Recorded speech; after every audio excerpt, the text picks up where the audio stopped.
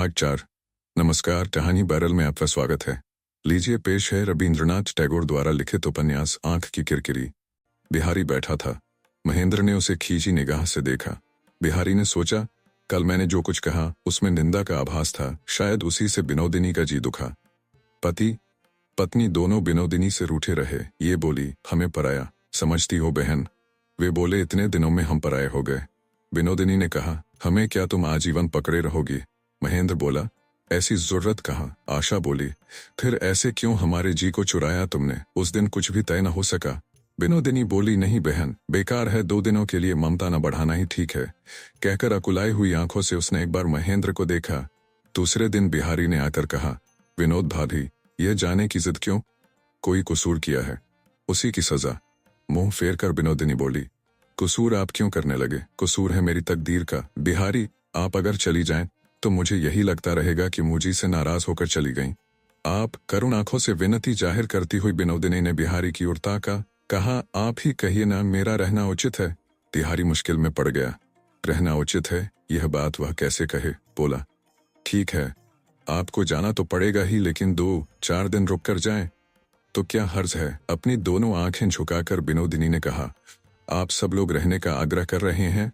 आप लोगों की बात टालकर जाना मेरे लिए मुश्किल है, मगर आप लोग गलती कर रहे हैं। कहते कहते उसकी बड़ी बड़ी पलकों से आंसू की बड़ी बड़ी बूंदें तेजी से ढुलकने लगीं। बिहारी इन मौन आंसुओं से व्याकुल होकर बोल उठा, महज इन कुछ दिनों में ही आपने सबको मोह लिया है। इसी से आपको कोई छोड़ना नहीं चाहता। अन्यथा न सोचें विनोद भाभी, ऐसी लक्ष्मी को चाहकर विदा भी कौन करेगा?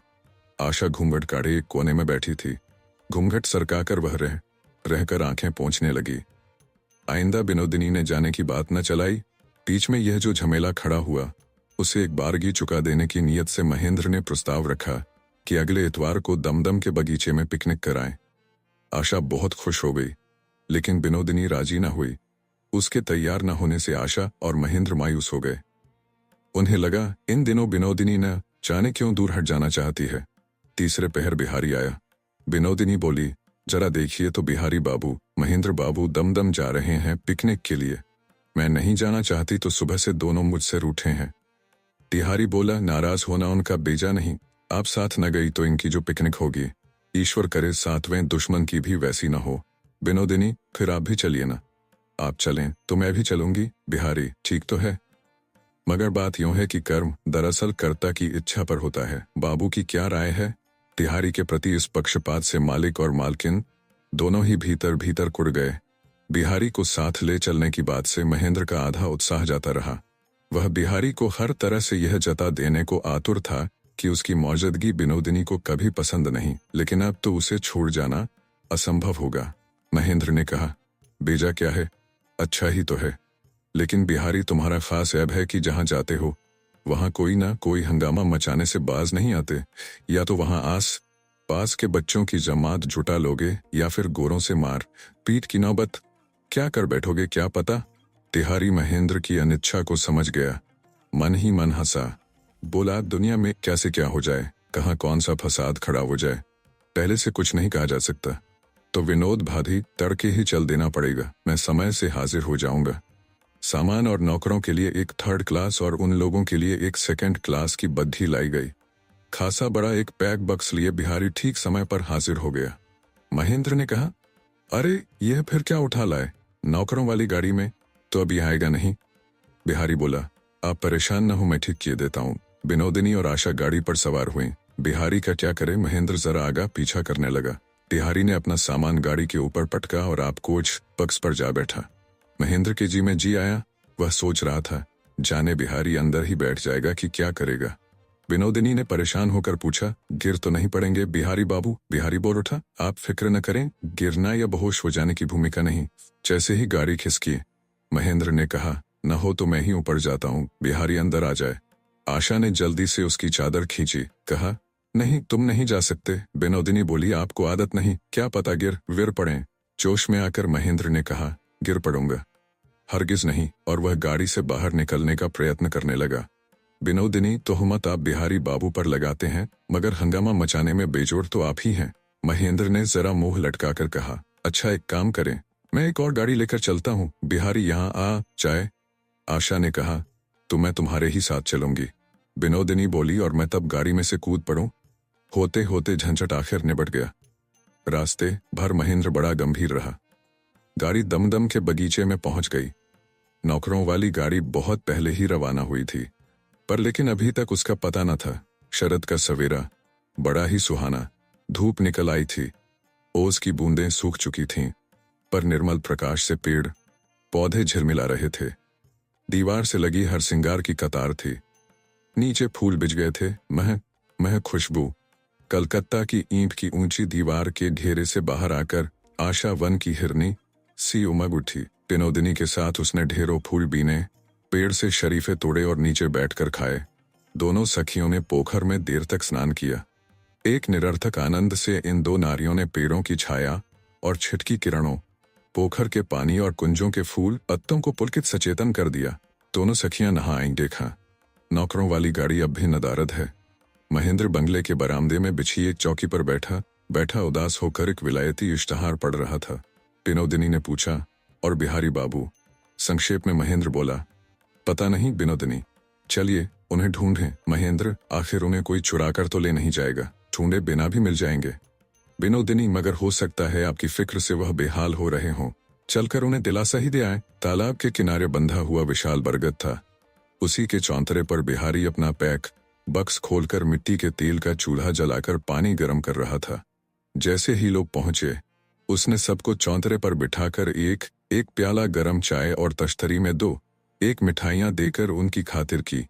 विनोदिनी बार बार कहने लगी, गनीमत है कि बिहारी बाबू सारा सरंजाम साथ ले आए हैं, वरना चाय न मिलती तो क्या हाल होता महेंद्र बाबू का। चाय मिली तो महेंद्र जी उठा, फिर भी बोला, ये सब बिहारी की ज्यादती है।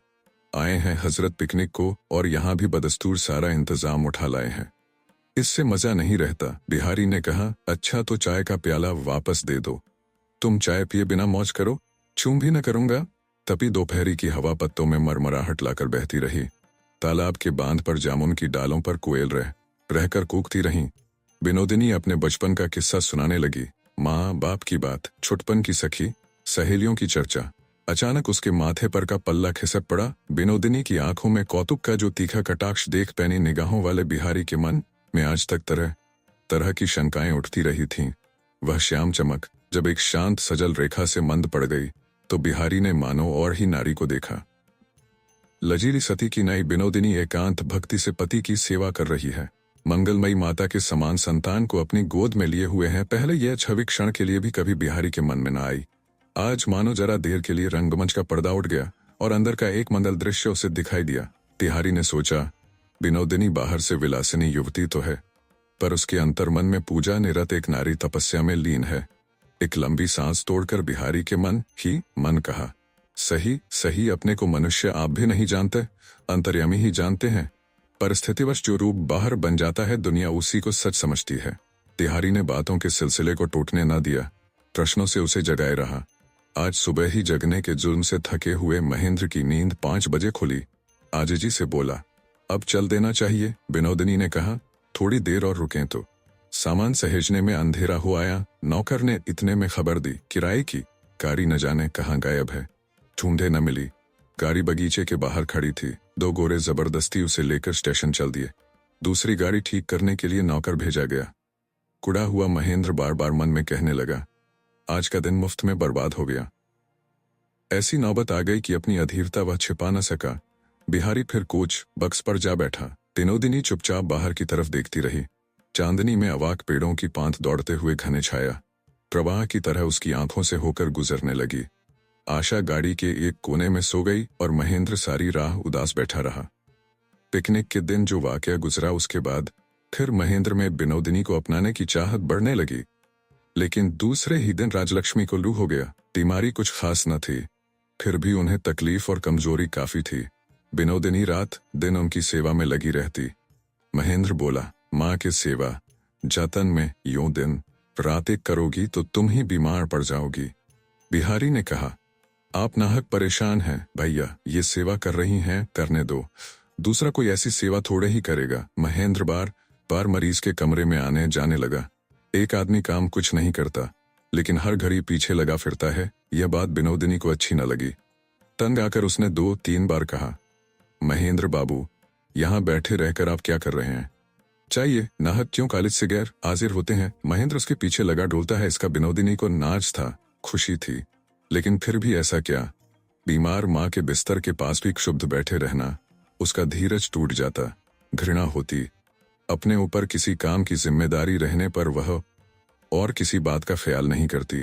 जब तक खिलाना पिलाना, रोगी की सेवा, घर के काम धंधे की जरूरत रहती, किसी ने उसे कभी ढीला ढाला नहीं देखा। और वह खुद भी काम काज के समय निकम्मापन पसंद नहीं करती। कभी कभी जरा देर को माँ का हाल पूछने के लिए बिहारी आ जाया करता। कमरे में कदम रखते ही वह समझ जाता कि काहे की जरूरत है, कहाँ कौन सी चीज की कमी है। उसकी आंखें तुरंत ताड़ जाती और लम्हे भर में सब कुछ ठीक करके वह कमरे से निकल जाता। विनोदिनी समझ रही थी कि मेरी सेवा को बिहारी श्रद्धा की नजर से देखता है, लिहाजा बिहारी के आने से उसे जैसे विशेष पुरस्कार मिलता था। महेंद्र नियम से कॉलेज जाने लगा। एक तो उसका मिजाज ही बड़ा कड़वा हो गया। उस पर यह कैसा परिवर्तन? समय पर खाना तैयार नहीं होता, साइज जाने कहाँ गायब रहता, मोजे का छेद धीरे धीरे बड़ा होता जाता। ऐसी गड़बड़ में उसे पहले जैसा आनंद नहीं आता। जब जिस चीज की जरूरत हो उसी क्षण उसे पा जाने से आराम कैसा होता है, इस बारे में वह कई दिन पहले ही स्वाद चख चुका था। अब उसकी कमी से आशा की जहालत में मजा खत्म हो गया। चुन्नी, मैंने बाहर तुमसे कहा कि मेरे नहाने के पहले ही कुर्ते में बटन लगा रखना, अचकन पतलून ठीक करके रखना, मगर यह कभी नहीं होता। नहाकर बटन लगाने और कपड़े ढूंढने में ही मेरा घंटा भर निकल जाता है। शर्मसार होकर आशा कहती, मैंने बैरे से कह दिया था। बैरे से कह दिया था? खुद कर लेती तो कौन सा गुनाह हो जाता। कभी जो तुमसे कोई काम हो। आशा पर मानो गाज गिरी। ऐसी झिड़की उसे कभी नहीं सुननी पड़ी। उसकी जबान पर या मन में यह जवाब न आया कि मेरी इस जहालत के तुम ही तो जिम्मेदार हो। उसे तो मालूम ही न था गृह कार्य की कुशलता अभ्यास और अनुभव से आती है। वह सोचा करती थी कि अपनी अयोग्यता और निर्बुद्धिता के कारण ही मैं कोई भी काम ठीक से नहीं कर पाती। जब जब महेंद्र ने विनोदिनी की उपमा देकर आशा को धिक्कारा है, उसने उसे विनम्रता से स्वीकारा है। कभी कभी आशा बीमार सास के आस पास चक्कर काटती, कभी कभी शर्माई सी दरवाजे के पास खड़ी हो जाती। उसकी इच्छा होती कि अपने आप को वह गृहस्थी के उपयुक्त बनाए, कुछ काम करके दिखाए, परंतु उससे कोई भी काम नहीं लेना चाहता। वह जानती ही न थी कि कामों में पैठ कैसे हो। न जाने कैसी मनोवेदना उसमें भीतर ही भीतर बढ़ रही थी, लेकिन अपनी अस्पष्ट व्यथा और अजानी आशंका को वह साफ समझ नहीं पाती। वह खूब महसूस कर रही थी कि उसके चतुर्दिक का सब कुछ बर्बाद हो रहा है, लेकिन यह सब कैसे बना था और नष्ट ही कैसे हो रहा है और कैसे इसका प्रतिकार हो, वह नहीं जानती। रह रहकर यही कहने को जी चाहता कि मैं निरी अयोग्य हूँ, मेरी मूर्ता की तुलना नहीं हो सकती। अब तक तो पति पत्नी दोनों घर के एक कोने में दुबके कभी बोल बतियाकर कभी यूं ही चुपचाप मजे में दिन बिताते रहे, मगर जब विनोदिनी ना होती तो आशा के साथ अकेले बैठकर महेंद्र बात ही न कर पाता। महेंद्र ने बैरे से पूछा, किसकी चिट्ठी है? बिहारी बाबू की। किसने दी है? बहूजी, विनोदिनी ने। देखो जरा। चिट्ठी ले ली, जी में आया, फाड़कर उसे पढ़े, उलट कर देखा, फिर बैरे की तरफ फेंक दिया। खोलता कहीं तो उसमें लिखा मिलता, बुआ साबूदाना या बार्ली हरगिज नहीं खाना चाहती, आज उन्हें थोड़ा सा दाल का पानी दिया जा सकता है। दवा दारू के बारे में विनोदिनी महेंद्र से कभी कुछ न पूछती, उसके लिए वह बिहारी पर ही निर्भर रहती। बरामदे में कुछ देर चहलकदमी करके कमरे में आकर महेंद्र ने देखा, कमरे की दीवार पर टंगी एक तस्वीर की डोरी टूटने वाली है और इसकी वजह से तस्वीर टेढ़ी हो गई है। आशा को डांटते हुए महेंद्र ने कहा, तुम कुछ भी नहीं देखती? इस तरह सारी चीजें बर्बाद हो रही हैं।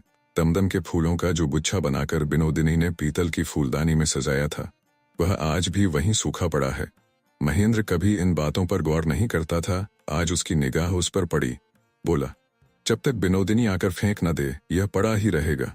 उसने फूल समेत फूलदानी उठाकर बाहर फेंक दी। ठन ठन बजती वह सीढ़ी पर लुढ़कती जा पड़ी। आशा मेरे मन के लायक क्यों नहीं रहती? क्यों वह मेरे मन मुताबिक काम नहीं करती? महेंद्र बाहर निकला, जाकर फूलदानी उठा लाया। कोने में एक मेज पड़ी थी, कुर्सी पर बैठकर उसी टेबल पर कोहनी टिकाए हाथों पर सिर रखे सोया रहा। अंधेरा होने पर कमरे में बत्ती आई, लेकिन आशा नहीं। महेंद्र छत पर जोर जोर से चहल कदमी करने लगा। रात के 9 बजे महेंद्र के सूने कमरे में आधी रात का सन्नाटा छा गया। आशा फिर भी न आई। महेंद्र ने बुलावा भेजा, सकुचाई सी आकर वह छत पर दरवाजे के पास ठिठक गई। महेंद्र पास गया, उसे छाती से लगा लिया। पति के कलेजे से लगकर वह जोरों से रो पड़ी। अपने को जब्त न कर सकी, आंसू रुकने का नाम नहीं ले रहे थे। कलेजे से लगाकर महेंद्र ने उसके बालों को चूमा। मौन आसमान के सितारे चुपचाप देखते रहे। रात को महेंद्र ने बिस्तर पर बैठकर बताया, कॉलेज में मेरी रात की ड्यूटी लगी है। कुछ दिनों के लिए मुझे कॉलेज के ही आस पास कहीं डेरा लेना पड़ेगा। आशा सोचने लगी, गुस्सा शायद रह ही गया है। मुझ पर नाराज होकर तो नहीं जा रहे। आखिर निगुनी में पति को घर से रुखसत करके ही रही। मेरा तो मर जाना ही अच्छा था। लेकिन महेंद्र के हाव भाव में गुस्से का कोई लक्षण न दिखा।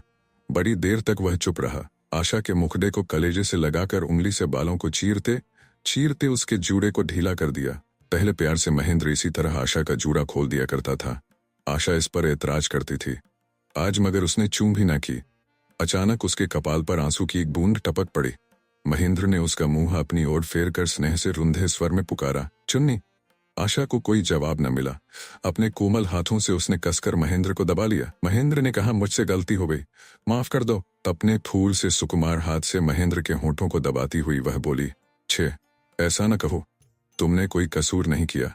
कसूर मेरा है। मुझे दासी के समान फटकारो, मुझे अपने पांवों में रहने लायक बना लो। जिस दिन जाना था, सुबह जगते समय महेंद्र ने कहा, चुन्नी मेरी रतन, तुम्हें मैं अपने हृदय में सबसे ऊपर रखूंगा। कोई तुमसे आगे नहीं जा सकेगा। कलेजे को कड़ाकर सब तरह का त्याग करने को तैयार होकर उसने पति से अपनी एक निहायत मामूली सी मांग की। बोली, मुझे रोज रोज चिट्ठी लिखना।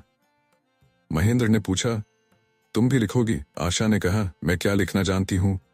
उसके कान के पास की लट को सरकाता हुआ महेंद्र बोला, तुम अक्षय कुमार दत्त से भी अच्छा लिख सकती हो, जिसे चारों पाठ कहते। आशा ने कहा, मजाक रहने दो। हाँ। जाने के पहले आशा महेंद्र का सामान सहेजने लगी। मोटे मोटे गरम कपड़ों की तह बनाना कठिन था। बक्स में सबका सामान और भी कठिन। दोनों ने मिलकर दबा तो बुकर जो एक बक्स में आ जाता, उसे 2 बक्सों में रखा। फिर भी भूल से जो चीजें छूट गईं, उनकी कई गठरियां अलग से बन गईं। इससे आशा शर्म महसूस करती रही, तो भी आपस की छीना झपटी और हंस हंस कर एक दूसरे को दोषी ठहराने में आनंद के पिछले दिन लौट आए। यह तैयारी विदाई की है। जरा देर के लिए आशा यह भूल गई। साइस कम से कम 10 बार जता गया कि गाड़ी तैयार है, मगर कौन सुनता है। अंत में खिन्न होकर बोला, खोल दो घोड़ों को। सुबह से तीसरा पहर हो गया और अब सांझ होने को आई। तब कहीं एक दूसरे को सेहत का ख्याल रखने की ताकीद करके नियम से चिट्ठी लिखने का बार बार वादा करा के भारी हृदय लिए दोनों जुदा हुए। 2 दिन हुए, राजलक्ष्मी उठने बैठने लगी है। शाम को बदन पर एक मोटी चादर लपेटे बिनोदिनी के साथ ताश खेल रही थी। आज उसे कोई हरारत न थी। महेंद्र कमरे में आया। बिनोदिनी की तरफ उसने बिल्कुल नहीं देखा। माँ से बोला, माँ, कॉलेज में मेरी रात की ड्यूटी लगी है। यहाँ से आते जाते नहीं बनता। कॉलेज के पास ही एक डेरा ले लिया है, आज से वहीं रहूंगा। राजलक्ष्मी अंदर से रूठकर बोली, जाओ, पढ़ाई में हर्ज होगा तो रह भी कैसे सकते हो। बीमारी तो उनकी जाती रही थी, लेकिन जैसे ही उन्होंने सुना कि महेंद्र जा रहा है, अपने को बीमार और कमजोर महसूस करने लगी। बिनोदिनी से कहा, जरा तकिया तो इधर खिसका दो। बिटिया तो, और वह तकिए का सहारा लेकर लेट गई। बिनोदिनी धीरे धीरे उनके बदन पर हाथ फेरने लगी। महेंद्र ने उनके कपाल पर हाथ रखा। नब्ज देखी। माँ ने अपनी कलाई हटा ली।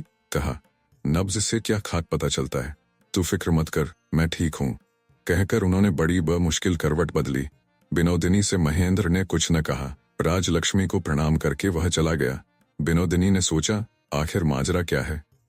मान या गुस्सा या डर, पता नहीं क्या। मुझे यह दिखाना चाहते हैं कि वह मेरी परवाह नहीं करते, बाहर जाकर रहेंगे। अच्छा, यही देखना है कितने दिन। लेकिन खुद उसके मन में भी बेचैनी लगने लगी। वह रोज ही उस पर नया फंदा फेंका करती, तरह तरह के तीरों से बेधा करती थी। उस काम के चुप जाने से वह छटपटाने लगी। घर का नशा ही उतर गया उसका। महेंद्र विहीन आशा उसके लिए बिल्कुल स्वाद रहित थी।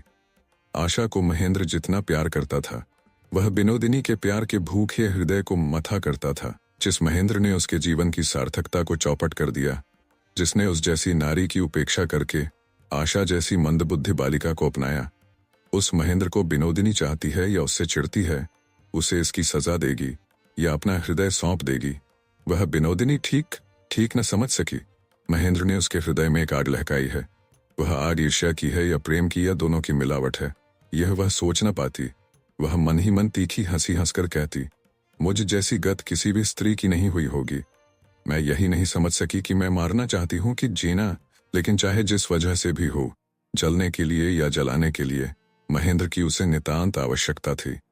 गहरा निश्वास छोड़ती हुई विनोदिनी बोली, बच्चू जाएगा कहाँ? उसे आना पड़ेगा। वह मेरा है। घर की सफाई के बहाने शाम को आशा महेंद्र के कमरे में उसकी किताबें, उसकी तस्वीर आदि सामानों को छू रही थी, अपने अंचरे से उन्हें झाड़ पोंछ रही थी।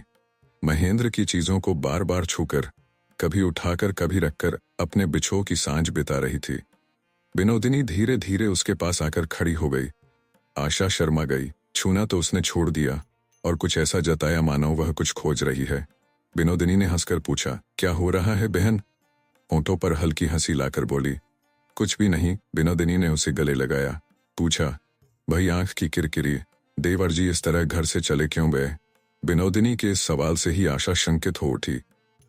कहा, तुम्हें तो मालूम है, जानती ही हो काम का दबाव रहता है। दाहिने हाथ से उसकी ठुड्डी उठाकर मानो करुणा से गल गई हो, इस तरह सन्न होकर उसने आशा को देखा और लंबी सांस ली। आशा का दिल बैठ गया। वह अपने को अबोध और विनोदिनी को चालाक समझा करती थी। विनोदिनी के चेहरे का भाव देखकर उसके लिए सारा संसार अंधकारमय हो गया। विनोदिनी से साफ साफ कुछ पूछने की उसकी हिम्मत न पड़ी। दीवार के पास एक सोफे पर बैठ गई। विनोदिनी भी बगल में बैठी, उसे अपने कलेजे से जकड़ लिया। सखी के इस आलिंगन से वह अपने आप को संभाल न सकी। दोनों के आंसू झरने लगे। दरवाजे पर अंधा भिखारी मंजीरा बजाता हुआ गा रहा था, तरने को अपने चरणों की तरणी दे मां तारा। बिहारी महेंद्र की तलाश में आया था। दरवाजे पर से ही उसने देखा, आशा रो रही है और विनोदिनी उसे अपनी छाती से लगाए उसके आंसू पोंछ रही है। देखकर बिहारी वहां से खिसक गया। बंगले के अंधेरे कमरे में जाकर बैठ गया। दोनों हथेलियों से अपना सिर दबाकर सोचने लगा, आशा आखिर रो क्यों रही है? जो बेचारी स्वभाव से ही कोई कसूर करने में असमर्थ है, ऐसी नारी को भी जो रुलाए उसे क्या कहा जाए? फिर उसने विनोदिनी को उस तरह सांत्वना देते देख सोचा, मैंने विनोदिनी को बहुत गलत समझा था। ये तो सेवा, सांत्वना, निस्वार्थ सखी, प्रेम के लिहाज से देवी है। वह बड़ी देर तक अंधेरे में बैठा रहा। अंधे भिखारी का गाना जब बंद हो गया तो वह पैर पटककर खांसता हुआ महेंद्र के कमरे की तरफ बढ़ा। द्वार पर पहुंचा भी न था कि आशा घूंघट काटकर अंतःपुर की ओर भाग गई। अंदर पहुंचते ही विनोदिनी ने पूछा, अरे क्या आपकी तबीयत खराब है बिहारी बाबू? बिहारी, नहीं तो। विनोदिनी, फिर आंखें ऐसी लाल क्यों हैं? बिहारी ने इस बात का जवाब नहीं दिया। पूछा, विनोद भाधी, महेंद्र कहाँ गया? विनोदिनी गंभीर होकर बोली, सुना है कॉलेज में काम ज्यादा है, इसलिए उन्होंने वहीं कहीं पास में डेरा ले लिया है। अच्छा, मैं चलूं? अनमना बिहारी दरवाजे के सामने राह रोककर खड़ा हो गया था। चौंक कर वह जल्दी से हट गया। शाम के वक्त बाहर से सूने कमरे में इस तरह विनोदिनी से बात करना लोगों को अच्छा न लगेगा। अचानक इसका ध्यान आया। उसके जाते जाते बिहारी इतना कह दिया, विनोद भाधी, आशा का ख्याल रखिएगा। सीधी है बेचारी, उसे किसी को ना तो चोट पहुंचाना आता है, न चोट से अपने को बचाना। अंधेरे में बिहारी विनोदिनी का चेहरा न देख पाया। उसमें ईर्ष्या के भाव जग आए थे। आज बिहारी पर नजर पड़ते ही वह समझ गई थी कि आशा के लिए उसका हृदय दुखी है। विनोदिनी आप कुछ नहीं। उसका जन्म आशा को सुरक्षित रखने, उसकी राहों के कांटों को बीनने के लिए ही हुआ है। श्रीमान महेंद्र बाबू आशा से विवाह करें, इसीलिए किस्मत की मार से विनोदिनी को बारासात के बर्बर बंदर के साथ वनवास लेना पड़ेगा। और श्रीमान बिहारी बाबू से आशा की आंखों में आंसू नहीं देखे जाते, सो विनोदिनी को अपना दामन उठाए सदा तैयार रहना पड़ेगा। वह महेंद्र और बिहारी को एक बार अपने पीछे की छाया के साथ धूल में पटक कर बताना चाहती है कि आशा कौन है और कौन है विनोदिनी, दोनों में कितना फर्क है।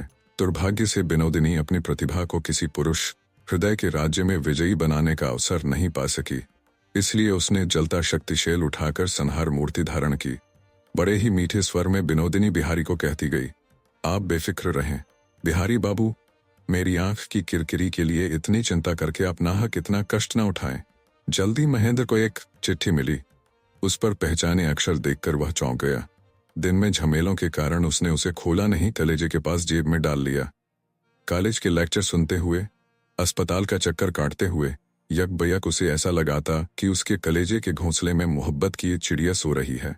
उसे जगाया नहीं कि उसकी मीठी चहक कानों में गूंज उठेगी। शाम को अपने सूने कमरे में महेंद्र लैंप की रोशनी में आराम से कुर्सी पर बैठा। अपनी देह के ताप से तपी उस चिट्ठी को बाहर निकाला। देर तक उसने उसे खोला नहीं मगर गौर से देखता रहा। उसे पता था कि खत में खास कुछ है नहीं। ऐसी संभावना ही नहीं कि आशा अपने मन की बात सुलझाकर लिख सकेगी। उसके टेढ़े मेढ़े हरूफों और आड़ी तिरछी पंक्तियों से उसके मन के भावों की कल्पना कर लेनी होगी। आशा के कच्चे हाथों बड़े जतन से लिखे अपने नाम में महेंद्र को एक रागिनी सुनाई पड़ी। साध्वी नारी के मन के गहन बैकुंठ से उठने वाला पावन प्रेम संगीत।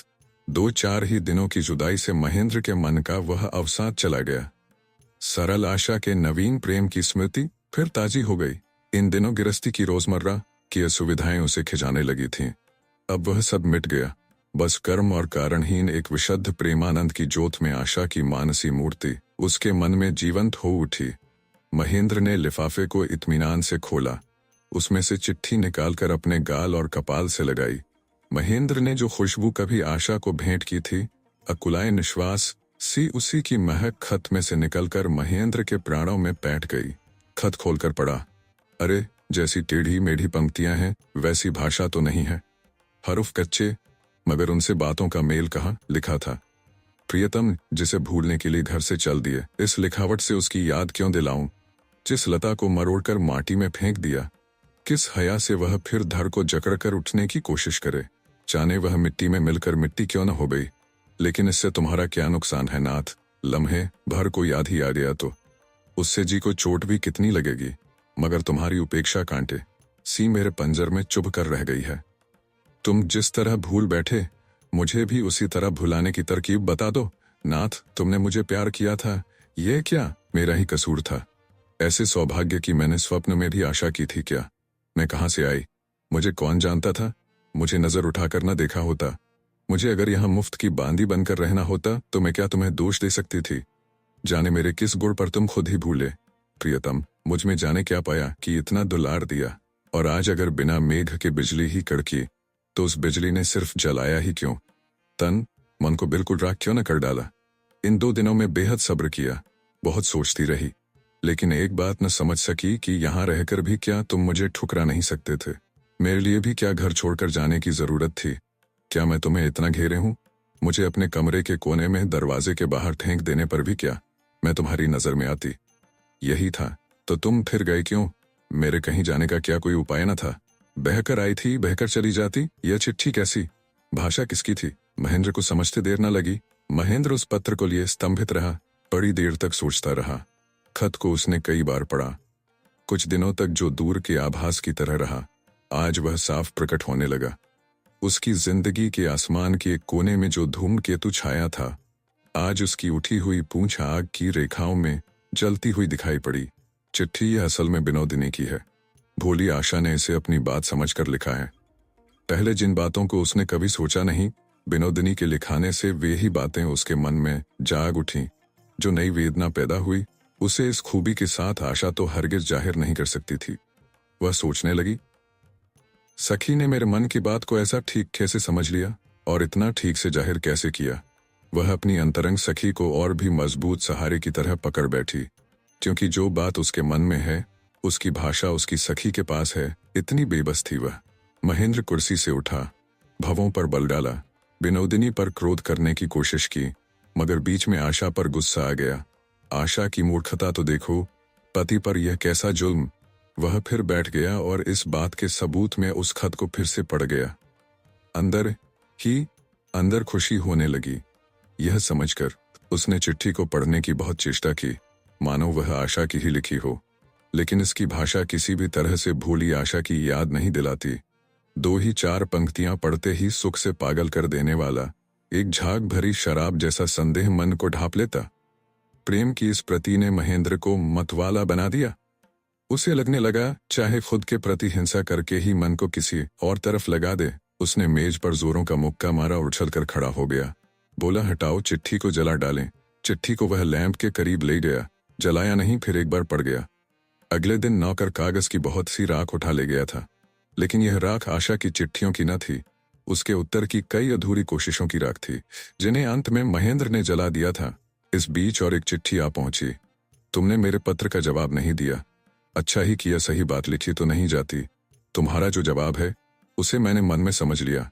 भक्त जब अपने देवता को पुकारता है तो देवता क्या जबान से कुछ कहते हैं। लगता है दुखिया की तुलसी को चरणों में जगह मिल गई, लेकिन भक्त की पूजा से कहीं शिव की तपस्या टूटती हो तो मेरे हृदय के देवता नाराज न होना।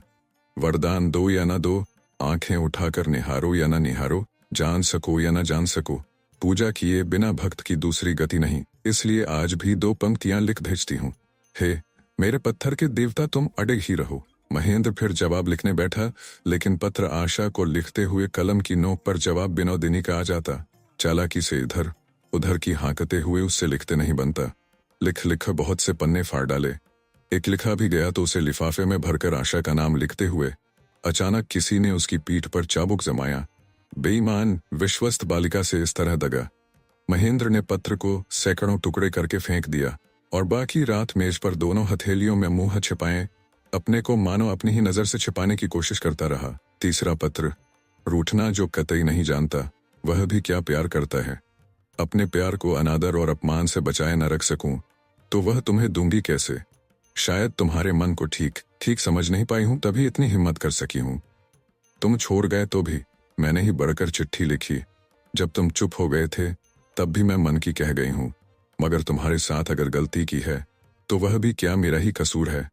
शुरू से आखिर तक सारी बातें एक बार दोहरा कर देखो तो सही कि मैंने जो कुछ समझा था वह तुम ही ने नहीं समझाया क्या। चाहे जो हो, गलत हो या सही, जो लिखा है वह मिटने का नहीं, जो दिया है वह वापस नहीं ले सकूंगी, यही शिकायत है। छह ऐसी शर्म भी नारी के नसीब में आती है, लेकिन इससे यह हरगिज न समझना कि जो प्यार करती है वह अपने प्यार को बार बार अपमानित कर सकती है। साफ बताओ कि मेरी चिट्ठी की चाहत नहीं हो तो बताओ, और इसका जवाब न मिला तो यहीं तक बस। महेंद्र से और न रहा गया। मन में बोला, खूब नाराज होकर ही घर लौट रहा हूं। विनोदिनी का ख्याल है मैं उसे भूलने के लिए घर से भाग खड़ा हुआ हूं। उसकी इस हैकड़ी को भुलाने के लिए ही महेंद्र ने उसी दम घर लौट जाने का संकल्प किया। इतने में बिहारी आ गया। उसे देखते ही महेंद्र के मन की उमंग दुगनी हो गई। अब तक संदेहों के चलते बिहारी से उसे ईर्ष्या होती रही थी और दोनों में गांठ पड़ती जा रही थी। चिट्ठी पढ़ने के बाद और ज्यादा आवेग में उसने उसकी अगवानी की, लेकिन बिहारी का चेहरा आज उतरा हुआ था।